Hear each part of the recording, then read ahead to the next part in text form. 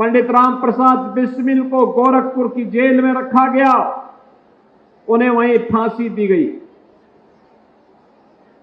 किसी क्रांतिकारी को गोंडा की जेल में, किसी को फैजाबाद की जेल में, किसी को नैनी की जेल में, और चंद्रशेखर आजाद ब्रिटिश हुकूमत के हाथ में नहीं पड़े, बल्कि इन्होंने मुकाबला करते हुए स्वयं वीर गति को प्राप्त की।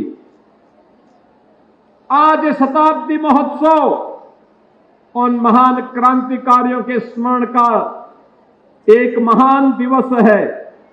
हमारी वर्तमान पीढ़ी के लिए एक नई प्रेरणा है। याद करिए, ब्रिटिश हुकूमत के जिस खजाने को ट्रेन एक्शन की घटना के माध्यम से अपने कब्जे में उन क्रांतिकारियों ने ली थी, ये है सीक्रेट रेसिपी MDH का जीरा सिप जल जीरा मसाला।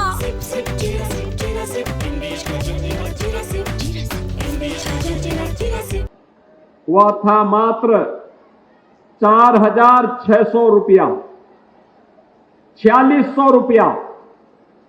और ब्रिटिश हुकूमत ने इन क्रांतिकारियों को पकड़ने के लिए बिना सुनवाई के उनको फांसी देने में जो पैसा खर्च किया था, वह था उस समय 10 लाख रुपए से अधिक।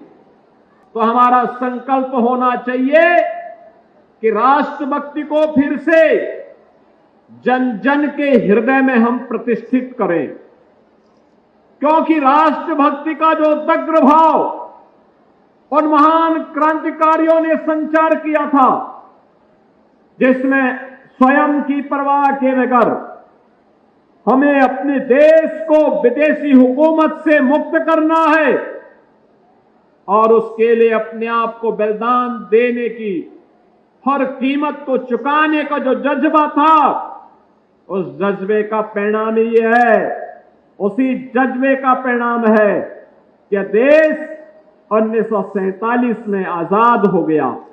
याद करिए, यह देश जब अपनी आजादी की लड़ाई को लड़ने के लिए आगे बढ़ा था, राष्ट्रपिता महात्मा गांधी ने हर भारतवासी को स्वदेशी के मंत्र के साथ जोड़ने का काम किया था। स्वदेशी हमारे जीवन का ध्येय बने, स्वदेशी हमारे जीवन का मंत्र बने। हम जिएंगे स्वदेशी के लिए, हम मरेंगे अपने देश के लिए।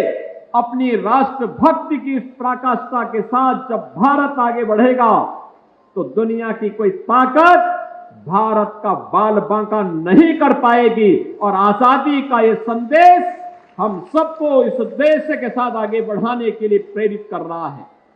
बार बार मैं आपका आह्वान करूंगा, बहनों और भाइयों, जब हम कोई स्वदेशी वस्तु खरीदते हैं, पर्व और त्योहारों की परंपरा प्रारंभ हो रही है, और पर्व और त्योहारों की इस परंपरा में हम स्वदेशी वस्तु खरीदते हैं, तो हमारे हस्तशिल्पी और कारीगर काम पाते हैं। उसका जो पैसा हम देते हैं, वह हस्तशिल्पी, कारीगर और हमारे उद्यमियों के पास जाता है। जो उनके पास जाएगा, वह देश के विकास में ही खर्च होगा, वह देश के विकास में खर्च होगा, देश के उत्थान में खर्च होगा, देश की समृद्धि में ही वह पैसा लगेगा। लेकिन जब हम विदेशी वस्तु खरीदते हैं, तो विदेशों की वस्तु खरीदने की कीमत हमें उस समय तो चुकानी ही होती है, लेकिन बाद में आतंकवाद के रूप में भी हम उसकी कीमत चुकाते हैं।